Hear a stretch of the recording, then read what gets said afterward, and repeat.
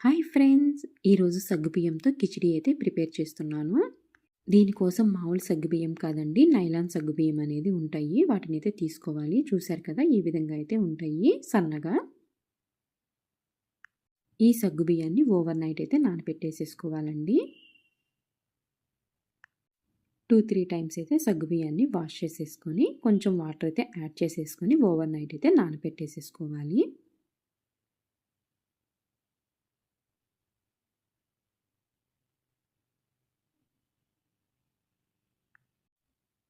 సగ్గుబియ్యం మునిగేంత వరకు వాటర్ పోసేసుకుంటే సరిపోతుంది.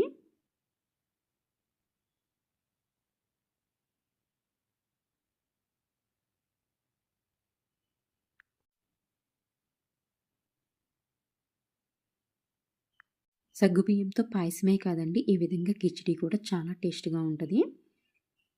వాటర్ పోసేసి ఈ విధంగా అయితే మూతైతే పెట్టేసేసుకోవాలి. నెక్స్ట్ రోజు మార్నింగ్ చూశారు కదండీ, బాగా నానిపోయినాయి సగ్గుబియ్యం అయితే. మనం ఈ సగ్గుబియ్యం కొంచెం పోసిన క్వాంటిటీ అయితే ఎక్కువగా అయిపోతాయి. ఇంకా స్టవ్ వెలిగించుకొని బాండీ అయితే పెట్టేసేసుకొని 2 టేబుల్ స్పూన్లు అయితే ఆయిల్ అయితే యాడ్ చేసుకోవాలి. ఆయిల్ హీట్ ఎక్కాక తాలింపు గింజలు అయితే యాడ్ చేసుకోవాలి. మినపప్పు, ఆవాలు, జీలకర్ర, పచ్చిపప్పునైతే యాడ్ చేస్తున్నాను నేనిక్కడ. అదేవిధంగా ఒక పచ్చిమిర్చిని కూడా కట్ చేసేసుకొని యాడ్ చేసుకోవాలి. కొంచెం ఇంగువను కూడా యాడ్ చేస్తున్నాను. ఇవి వేసిన తర్వాత ఒకసారి అయితే కలిపేసేసుకోవాలి. దీని ప్రాసెస్ ఎక్కువ టైం కూడా పట్టదండి. చాలా ఈజీగా అయితే అయిపోతుంది. పిల్లల లంచ్ బాక్స్‌లో కూడా హ్యాపీగా అయితే మనం పెట్టేయొచ్చు. 5-10 మినిట్స్‌లో అయితే దీని ప్రాసెస్ అయితే రెడీ అయిపోతుంది.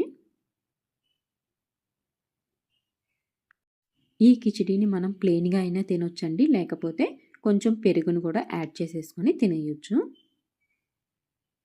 దీంట్లో కొంచెం మిరియాల పౌడర్ యాడ్ చేసుకున్నా కూడా టేస్ట్ అయితే చాలా బాగుంటుంది.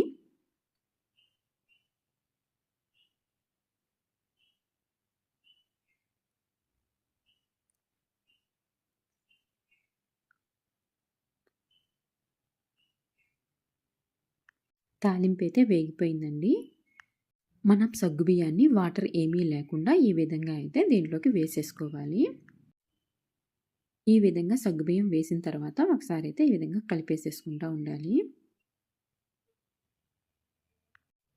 ఇప్పుడు ఈ సగ్గుబియ్యం వైట్ కలర్‌లో ఉంది కదండీ!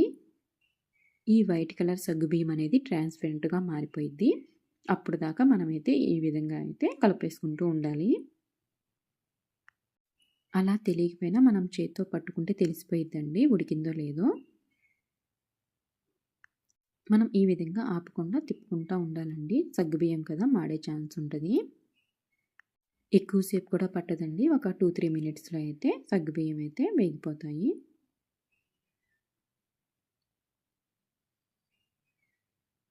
చూశారు కదండీ, సగ్గుబియ్యం అనేది ట్రాన్స్‌పరెంట్ కలర్‌లోకి చేంజ్ అవుతుంది. ఈ విధంగా కలుపుతూ ఉండాలి.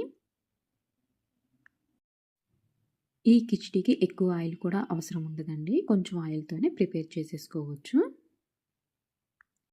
ఇప్పుడు దీంట్లోకి కొంచెం సాల్ట్ అయితే యాడ్ చేస్తున్నాను. సాల్ట్ యాడ్ చేసేసి ఒకసారి అయితే కలిపేసేసుకోవాలి.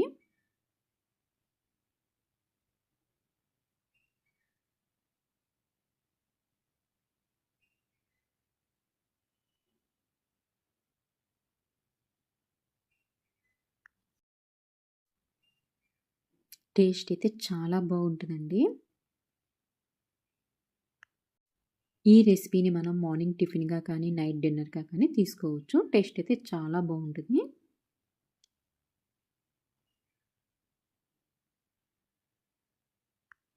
చూశారు కదా, సగ్గుబియ్యం అనేది ట్రాన్స్‌పరెంట్ కలర్‌లోకి వచ్చినాయి. వైట్ కలర్ నుంచి మారిపోయినాయి కదా!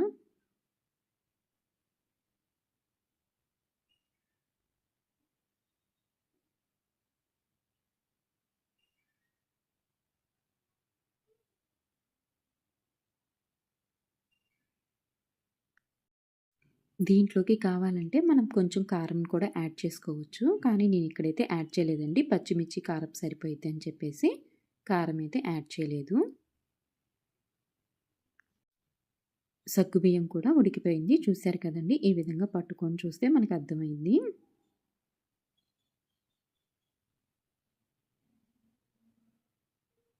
చూశారు కదండీ! చాలా ఈజీగా సగ్గుబియ్యంతో ఈ విధంగా కిచిడి అయితే ప్రిపేర్ చేసుకోవచ్చు. ఈ కిచిడీని మనం ఇప్పుడు ఈ విధంగా అయినా తినేయొచ్చండి. లేకపోతే పెరుగు యాడ్ చేసేసుకొని తినేయొచ్చు. చాలా టేస్ట్‌గా ఉంటది. పెరుగు యాడ్ చేసుకునేటప్పుడు మనం ఇది ఆరినాక మాత్రమే పెరుగైతే యాడ్ చేసేసుకొని కలిపేసేసుకోవాలి. మనకి ఎక్కువ టైం లేనప్పుడు పిల్లల లంచ్ బాక్స్‌లోకి దీన్ని హ్యాపీగా అయితే ఈ విధంగా అయితే ప్రిపేర్ చేసేసి పంపియొచ్చు. చూశారు కదండీ! టేస్ట్ అయితే చాలా బావుంటది. మీరు కూడా ఒకసారి అయితే ఈ విధంగా ట్రై చేయండి.